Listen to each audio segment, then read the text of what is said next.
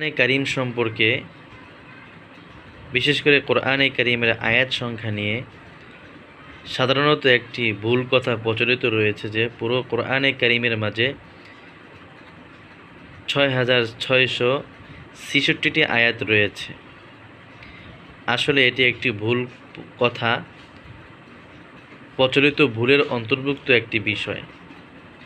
সঠিক কথা হলো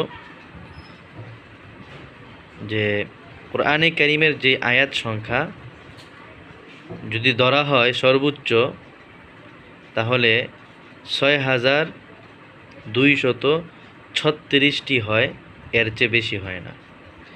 তবে এই আয়াতগুলো বিভিন্নভাবে আল্লাহ পাক রব্বুল আলামিন বিভক্ত করে রেখেছেন বিভিন্ন আলোচনার মাধ্যমে।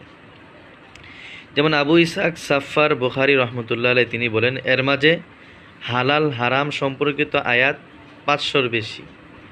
বাকি সবগুলো আয়াত হলো তাওহীদ, শিক্ষণীয় ঘটনা, কাফেরদের বিরুদ্ধে নবী রাসূলদের ঈমানী সংগ্রাম ও মুনাজারা বিতর্ক ঘিরে। এর দ্বারা বোঝা যায় আকীদার এলেমই সর্বোত্তম এলেম।